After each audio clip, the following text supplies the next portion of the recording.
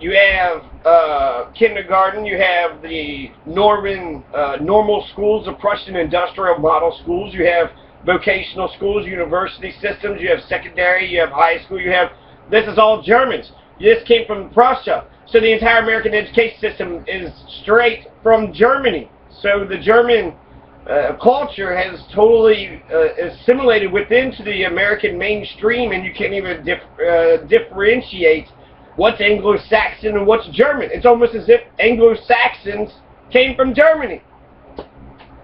So the hamburgers, hot dogs, that's from Germany. You have the entire American education system. You got Dwight D. Eisenhower. You got Albert Einstein. Albert Einstein, theory of relativity, German. Okay, so the German culture is very important to me. In fact, my story, my life story, my narrative is that, being a white, who gives a shit? That doesn't mean shit, boring nothingness, just conformity. And so I started finding out that, I found out that I'm 11% African. Took a DNA test. I'm like, well, where's this African ancestry at? I gotta check out my lineage and my bloodlines to find out where this African. And so I started finding out that I'm Bohemian, Bavarian, Prussian, Austrian, and African. So I have an entire. But anyways, I started out by being a bland nothingness, and I started to find, I knew that I was German. It wasn't like it meant anything to me, but once I found out that I actually was German, and I started looking for this black ancestor of mine, I'm coming across all this different information, and I'm adding a lot to who I am and who my roots are.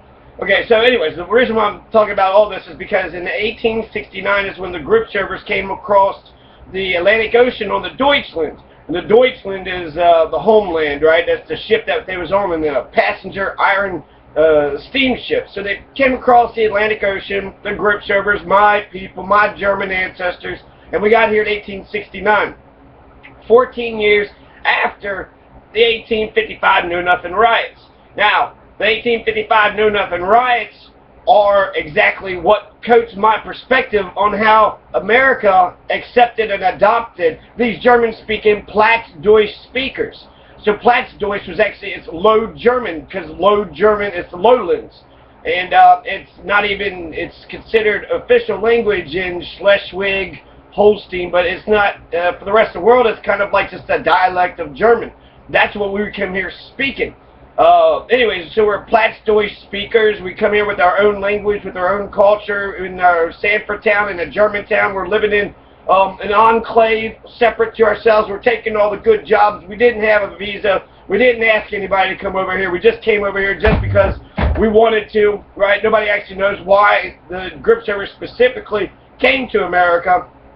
But it was 1869, and that's right after the Civil War, and before World War I. So there's, it's the Gilded Age. So you have about 30 years of like the most boring presidents. You don't really know what's going on. Industrialization, and then eventually 1898. That's when the century gets popping with imperialism. So William McKinley gets the empire started by colonizing Cuba, fighting the Spanish and kicking the Spanish out in the Spanish-American War, colonizing Cuba, and taking over Guam, Puerto Rico, and the Philippines.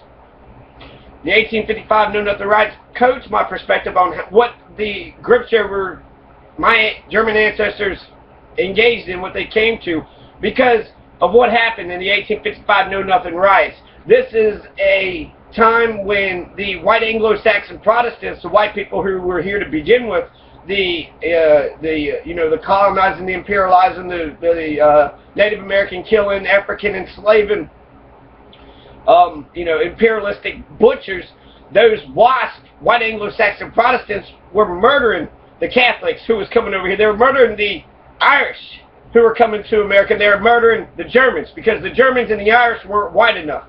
The Germans and the Irish weren't English. They weren't Protestants, and they were Catholics. What's wrong with Catholics? Well, they allow alcohol. You can drink alcohol. That's what's wrong with Catholics. So Protestants are more Puritan and more strict and more stuck up, because in order to break away from the church, they had to become more strict in the church to say, hey, we're not evil. We're not going to go to hell just because we don't listen to the Pope. We interpret the Bible for ourselves, so therefore, we know what's best, and adopted all the tenets of Christianity, changed the ways, drank grape juice. So anyways, Catholics, they serve wine in communion, and they're also, you know, that's just a tiny bit of wine. It's not like they get them drunk, but that is sort of giving alcohol to minors. What's up with that?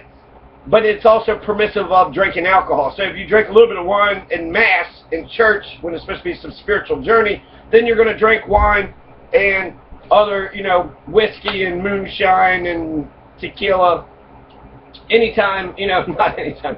But if you're going to drink wine in church, you probably drink it in time, you know, during your life, and you're at least allowed to be permissive of doing so. So they were more prone to drink, and they also had picnics. So those are the two biggest things, is that they drank alcohol and they were into picnics. So on Sundays, they would have like a continental Sunday where they would all get together and talk about things, enjoy each other's company, take a day of rest, take a break. But that was a little bit too much for the Protestants. They thought that the wild Germans were a bunch of drunkards, a bunch of wild partying. Anyways, I think these things are actually exaggerated and grotesque. I don't think this is what they really thought. But they were, you know, impoverished and having issues, and they saw these foreign citizens, or newly to be naturalized citizens, coming into their country, and they was going to, you know, change the way that they had ran things. It was against slavery, they were against oppression, they were against tyranny, and the white Anglo-Saxon Protestants were very much for totalitarian, fascism, patriarchy. They were very much for slaughtering everybody that was on the land, enslaving other nations and other people. So they weren't for liberation for all people. So they didn't like the German and their radical ideas about, you know, not having slavery. They hated the Germans because the Germans were against slavery. The Louisville Platform was the Germans' platform in 1850s, when the 1855 Know Nothing Riot in Louisville, Cincinnati, Columbus, St. Louis, Chicago. So all these cities, you have the 1855 Know Nothing Riots spreading everywhere. So the reason why the 1855 Know Nothing Riots is because it is important to me, because it coats my perspective and how I understand when my ancestors got to you know, America. So, you know, before the Civil War, you say, well, heck, that would change everything. And the Civil War did change everything. It changed the entire landscape, because 1855, the Irish and the Germans were getting burned alive inside the houses, and they were the ones that was fleeing. But after the Civil War, the Germans were the ones that were siding with the Union, and they sided with Lincoln, and they sided with fighting against slavery. And after the Union had won, they were in a better position in order to, you know, stay around and then stick around the community, lead the community. The 10 years after the 1855 Know Nothing Riots happened in Louisville, you would get a Philip Tompert, a German, speaking of German American, German Kentuckian, who was elected mayor. Okay, so the 1855 Know Nothing Riots in Kentucky history, it's one of the largest ethnic violent episode in Kentucky's history.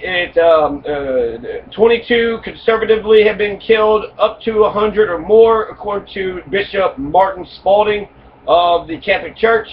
And so it was one of the bloodiest ethnic conflicts in Kentucky. It's also a confluence of my sort of, you know, my Kentucky heritage, my German heritage, my lineage, my personal history. So to cut this out of history, to pretend like the 1855 Know Nothing Riots didn't happen, to censor it, is to tell me that I'm not allowed to speak about something that my family had actually gone through, something that actually directly impacts who I am as a person today, who I am before you. 1855 Know Nothing Riots is a perfect confluence of events. It's Kentucky, it's Louisville, it's Germany, and the fucking white Anglo-Saxon Protestant fucking racists who were, you know, like I said, started out by murdering Indians, murdering the Mexicans in Mexican-American War, Zachary Taylor. Then you have the African, you know, slave trade. So you got Daniel Boone, he brought in slaves. They're murdering Native Americans everywhere. They're murdering Mexican people. So it's just a big bloody, you know, War of 1812. The Kentuckians died more than any other person. So they're fighting the, you know, they're the cannon fodder more than everybody else. And why are they dying? What are they dying in mass for? In order to clear the land and to allow other people to colonize if they die, right? If they get slain. And it's probably being conscripted. They're probably being conscripted back in those days. So you had to choose, right? Who are you going to fight for? You got to choose if you're a man. If you was a man in the Civil War, you had to choose a side. There's no way somebody's going to let you just walk around and say, hey, what are you doing? I'm not going to fight this one. Nah, I'm going to step this one out. So actually, no wonder who would actually be wanting to censor something like this. Why would a person, $50,000, wanting to speak about the 1855 Know Nothing riots to a JCPS class cost me $50,000? The teacher I was with student teacher training wanted me to be a slave. She was all about hierarchy. They taught me the orientation that it wasn't going to be hierarchy, so they completely lied, but they're allowed to because they're in positions of power, they're getting paid all the money, and they're females, so therefore they're allowed to lie and they're allowed to make up stuff and steal $50,000. Anyways, I wanted to talk about the 1855 Know Nothing riots because it's fascinating, it's interesting, it's something I know a lot about. It's local history, it's part of the curriculum, it's part of the AP history test. There's a million reasons why I want to actually say it, but what would be the reason for someone who wouldn't want it to be said? Why don't you want this thing to be said? What is the point of censoring? A lot of times when people censor, they are censoring. They're acting like they need to coddle you and they need to protect you, but people can decipher for themselves. They can look at the piece of information and say if it's useful to them or not. But people want to coddle you and say that this is history, this is relevant, and this isn't history, but really history isn't like that. If it matters to you, that's when it matters. So when I internalize, my German history, on my father's side, I'm here from, the get-go, from Columbus and from England. And so, it was basically a white Anglo-Saxon heritage for a long time, some Irish, some German too. But here a lot longer versus my mother who came here in 1869. So she's German immigrants. They came in only 140 years ago, so they only have, Kentucky started in 1774, so they was actually here 3/5 of the entire history of Kentucky. And if you want to start in 1492, then they've only been here 1/5 of the entire nation of America. So that just means they could be documented. You can tell who, why they came over, figure out who they are. You can find out this journey. That means you can talk to a 90-year-old, and if they can remember a 50-year-old, and actually, let's see, 90, 50, that means you can talk to a 50-year-old today, and if they can remember a 90-year-old, then they would know somebody that was actually immigrated into this country. So what would be the reason? Why would somebody want to censor something like that? Well, they censored Dr. Seuss books in China. They censored 1984 because it's about totalitarianism. They censor Brave New World. They censor all these books. Mark Twain's Huckleberry Finn, it says the N-word, right? But it's an anti-racist book. So why are you going to ban something that says, pretend that you're fighting a anti-racist crusade, but really you're, suppressing material, you're suppressing books and information, and that is the biggest telling. When you look at a banned books list, the books that get banned are the ones who, point out to some truth that some other people don't want to be said. So they want to suppress the truth that they don't want to tell you. That's the reason people want to censor you. So why censor the 1855 Know Nothing riots? I don't know. There's a whole plethora of reasons. The 1855 Know Nothing riots brings up a ton of information. Reminds me of the Mississippi Plan. The Mississippi Plan happened right after Reconstruction failed.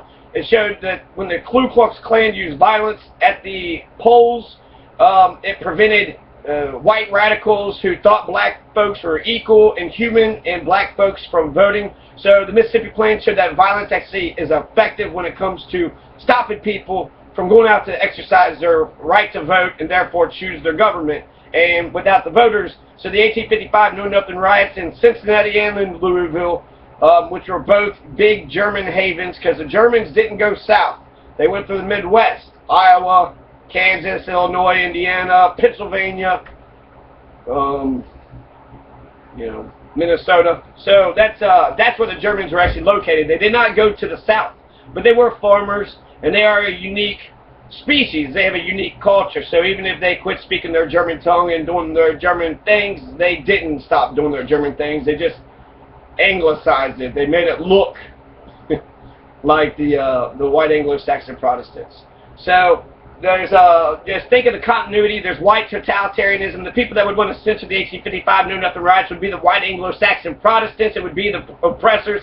It would be the people that's anti-immigration, because those are the two biggest issues, is the anti-Catholic and the anti-foreign. There's a lot of things that's here, but the anti-Catholic and anti-foreign sentiments turned into violence, and it's something that can be turned into violence today. Who's going to be the scapegoat? Is it going to be the gays? Is it going to be the immigrants? Right? Every nation needs its scapegoats. And so who's it going to be in America?